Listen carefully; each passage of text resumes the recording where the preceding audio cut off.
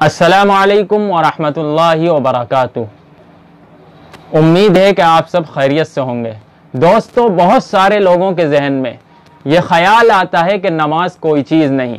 इसी तरह कुरान पाक अल्लाह की तरफ से नाजिल की गई कोई किताब नहीं, बल्कि एक आम किताब है। और फिर कुरान करीम अगर नाजिल भी किया गया तो ये चलती चली आ रही है गाड़ी 1400 साल से, किसने इसमें रद्दो बदल कर दिया हो और किसने कितनी चीज़ें बदल दी हों, कुछ अल्फाज उठाकर एक जगह से दूसरी जगह रख दिए गए हों, किसी को क्या पता। और रोज़े की, ज़कात की, हज की कोई हैसियत नहीं है, बल्कि दीन धर्म ही कोई चीज़ नहीं है। इस तरह के ख्यालात आदमी के जहन में आते हैं और अल्लाह के बारे में, रसूलुल्लाह के बारे में, कुरान के बारे में तरह तरह के ख्यालात जहन में जन्म लेते हैं।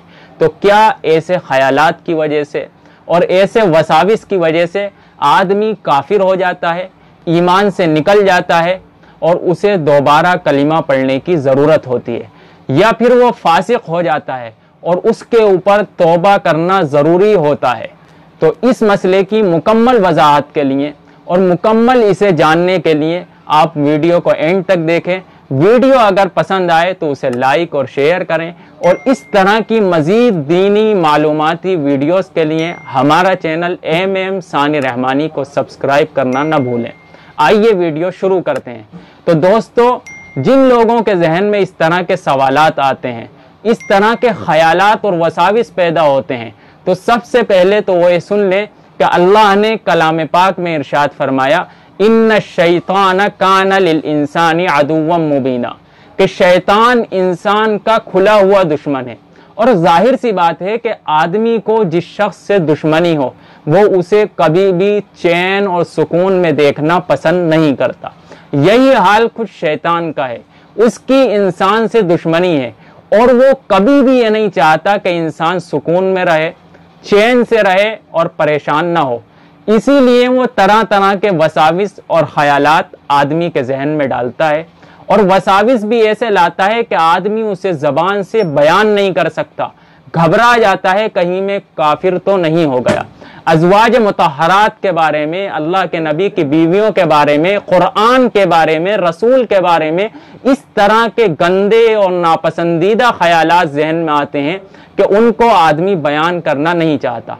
तो जो लोग ऐसी चीज़ों में मुब्तला हैं या ऐसी चीज़ों का शिकार हैं, सबसे पहले तो मैं उनसे ये कहना चाहूँगा कि अगर आपके साथ इस तरह की सूरत हाल पेश आ रही है तो आप बिल्कुल न घबराएं और बिल्कुल परेशान ना हो, इसलिए कि अल्लाह के नबी जनाब रसूलुल्लाह सल्लल्लाहु अलैहि वसल्लम के सहाबा को भी इस तरह की सूरतें पेश आती थी।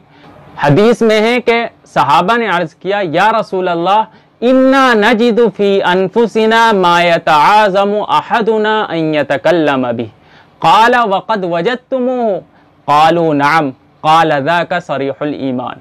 सहाबा कहते हैं कि हमने अर्ज किया, ए अल्लाह के रसूल, हमारे जहन में और हमारे दिल में ऐसे ऐसे ख्यालात और ऐसी ऐसी बातें, ऐसे ऐसे वसाविस आते हैं कि हम में से कोई भी उसे आपके सामने बयान करना बहुत बुरा समझता है और बहुत संगीन समझता है कि आपके सामने उन चीज़ों को रखे, बिल्कुल पसंद नहीं करता कि आपके सामने इन चीज़ों को बयान किया जाए। अल्लाह के नबी जनाब रसूलुल्लाह सल्लल्लाहु अलैहि वसल्लम ने पूछा, क्या वाकई तुमने ऐसा महसूस किया कि तुम्हारे जहन में इस तरह की बातें आ रही हैं जो तुम मेरे सामने नहीं रख सकते?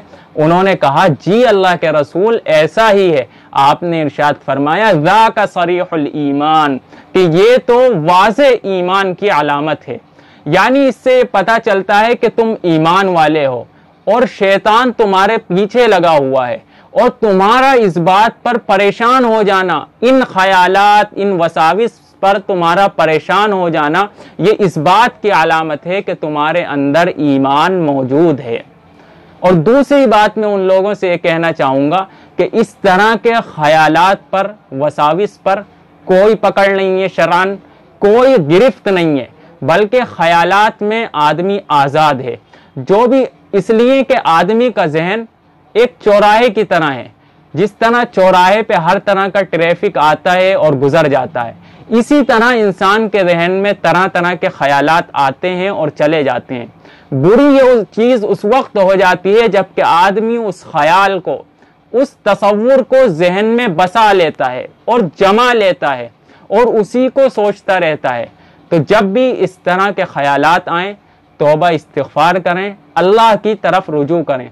دوسری چیز یہ ہے کہ کبھی بھی ان چیزوں پر توجہ نہ دیں، ان پر فوکس نہ کریں، اس لیے کہ جتنا آپ توجہ دیں گے، ان سے جان چھڑانے کی کوشش کریں گے، اتنا ہی یہ چیز بڑھتی رہیں گی، اور جتنا آپ ان پہ توجہ نہیں دیں گے، اتنا ہی یہ چیزیں انشاءاللہ کم ہو جائیں گی۔